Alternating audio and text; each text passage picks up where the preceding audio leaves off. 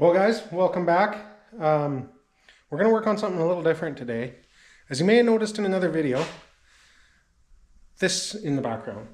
This is an old like 74 or 76 Suzuki Rv90 that I picked up from the girlfriend, well, fiance's uncle. Same guy that the engine in the corner is from. That'll be another couple videos. We'll put this together for him. Hopefully before Christmas, but we'll see. Anyway, today we're going to work on the old Suzuki. I brought the parts washer from work, like the ultrasonic cleaner. So I've got it filled up. It's warming up.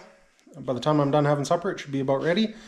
And then we're going to pull this guy into the middle of the shop. At least get the carburetor off, try and drain the fuel tank, and give it a good look over. And of course, we're going to be doing it all on the floor because I don't have a motorcycle hoist. Yet. It's on my Christmas list. I think this bench could be replaced nicely with a motorcycle hoist. Or it could go in the other corner of the shop. Anyway, we'll get this into the shop. We'll get some stuff tore off it. And we'll have a good look at it. And see what we're in for. I've never worked on an old Suzuki. It's been a long time since I've worked on a dirt bike, let alone an old one. And I've never worked on a side rotary valve engine, so the carburetor's underneath the side cover.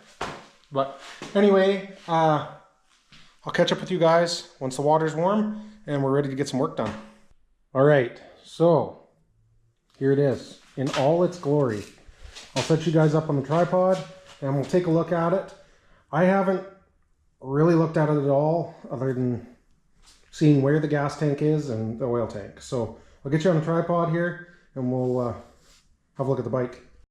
All right, so upon first glance, I can see that the kill switch is broken. I did flip it up to on, but now that's where it lives. The throttle is stuck. I can see the cable flex, so I'm thinking the carb is probably seized. Well, stuck anyway, I wouldn't say seized.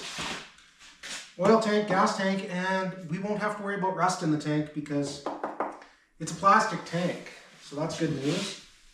It is a 76 Suzuki Rv90. So, other than that, tires look pretty good. It was stored indoors. I mean, it's dirty, but it was indoors. A couple oil leaks and stuff, but that's not a big deal. The back brake is not seized. The front brake is not seized. The clutch is not seized. And the choke cable is not seized, surprisingly, honestly. And the more I work it, the better it's getting. I do have a cable luber. I might have to try it. I'm guessing it used to have a horn of some sort because there's another button here, unless that's a thumb. Well, that's probably a thumb kill switch or something. I don't know. Maybe this is a headlight on off and that's your kill switch. I don't know anything about these bikes. It's the only one I've ever seen. Didn't even know they existed until I saw this one. So we'll get the side cover off, get the air box, that's actually a pretty cool air box, off it, and I'll probably remove the screen from the bottom of the petcock, and I'll get the tank drained too. So I'll bring a little tub over and we'll get this all pulled apart.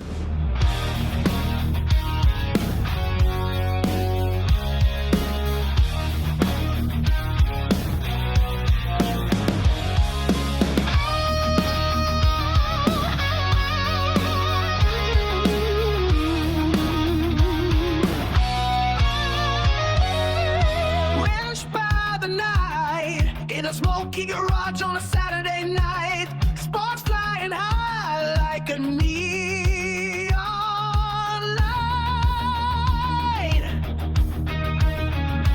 There's a V12 rumbling where it don't belong, welding dreams of steel while cranking a song. Chrome in the veins, rust in the soul.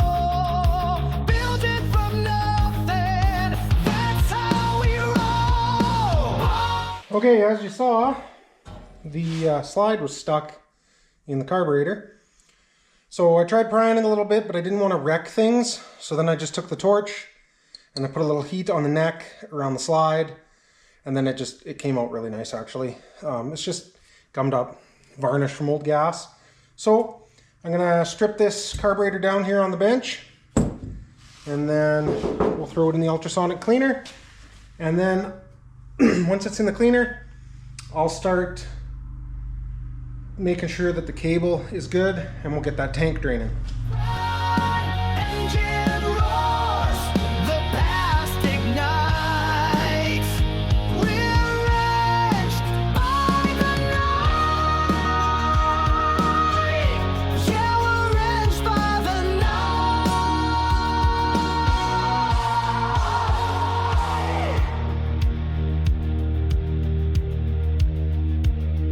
C10 tearing down that moonlit road.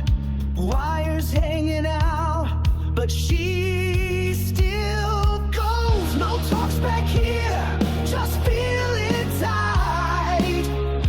If it blows up, we'll fix it right. Every bolt we strip, every panel we bend, we just call it a feature, not the end. So fire up that welder, let's go again. This ain't Okay, I've had it cooking for about a half hour. So I'm just draining the water out because there are some jets laying down in the bottom.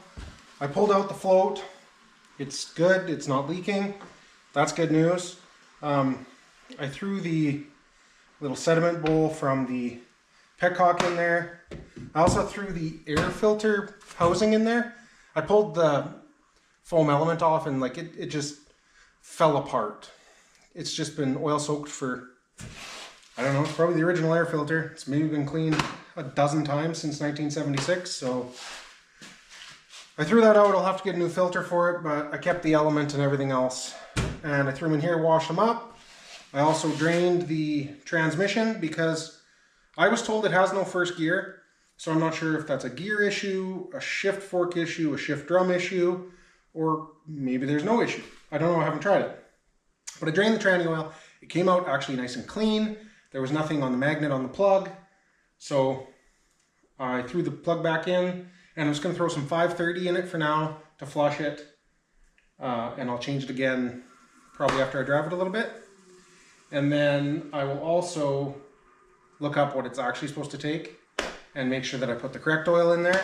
I added a little oil, as you saw, to the oil tank. I put some fresh gas in the tank, switched it around, and drained it all out.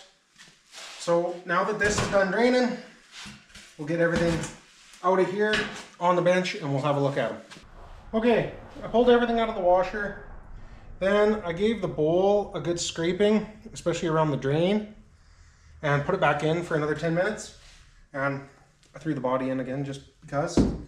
So when I pulled the jets and everything come out really nice, like really easy. And all the jets looked clean. Same with the emulsion tube and everything. But I still put it all in the ultrasonic so I could be sure it's as clean as I can get it. So I think, now that everything's fairly clean, it's just reassemble and put it on the bike. I put a little more fuel in. So the petcock doesn't have an off, it has prime, on, and reserve. So I set it to prime, put some more gas in, and all of a sudden I had gas coming out the lines. So I flushed a little bit, turned it to on, because it's got a vacuum diaphragm. So technically it's a vacuum petcock, but now I also put the air filter housing back on. So I'll get the carburetor assembled and cleaned, like I shouldn't say cleaned, I'll get it assembled and all this put back on. Actually looking at this right now, I have one spot here where this tube goes down into that I better clean out a little bit and try and blow through before I put the parts ultrasonic cleaner away and before I assemble the carb. So I'll do that. I'll assemble the carb and I'll get back to you when I'm putting it back on the bike.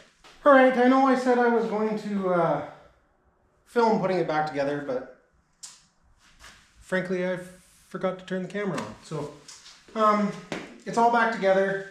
I did have to clean the one bolt for the exhaust that goes into the head. It was pulling the thread, so I just shortened the bolt and cleaned the threads in the hole, put it back together. Only thing I have left off is the side cover, and that's just so I can spray some flammable liquid in there. I'm out of brake clean, but I do have sensor clean, and they're very close to the same thing. So we will give it a try.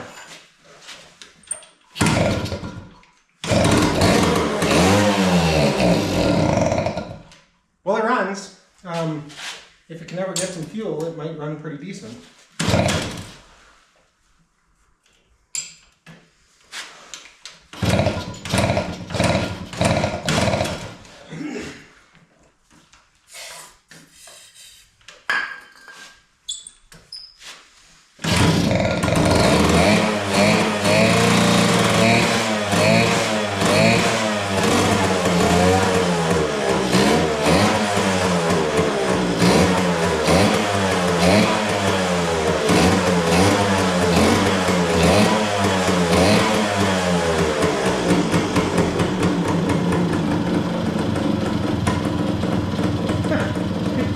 Idles.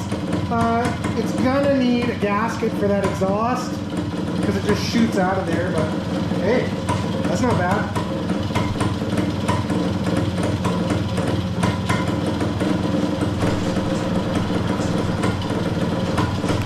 Okay, it is back together. I even put the side cover on. I'm just gonna fill the tires up, and then I'm gonna take it for a ride around the block here maybe, and we'll see. I did just take it out the door and back in. It has first gear, so maybe there's nothing wrong with it other than I need a gasket for the exhaust, and I might have to get a rebuild kit for that petcock because it might be dripping. I'm not sure.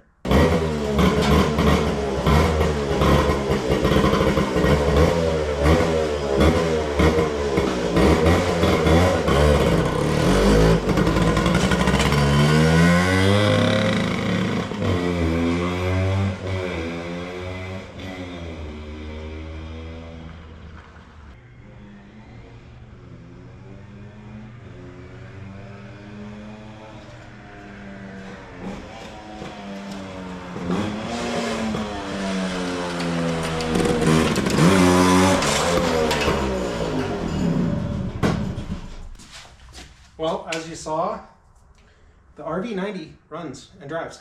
And I'm pretty sure I have all 4 gears. So, I don't know, I changed the transmission oil.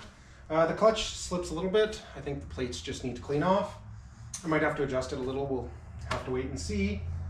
But I think now I gotta load it up, take it to work so I can actually play with it. Because if it was at my old place, I wouldn't care. But we're in the middle of town now, nicer part of town, cops just down the street, so I think we'll just leave it. I'll load it in my truck, and tomorrow I can get it washed up and take it for a real ride, and then the buddies and I can play around. So that's what I'm gonna do, and I will catch you guys in the next one. Thanks for watching. I know this was something different, but I like playing around with this stuff. So, I'll catch you next time.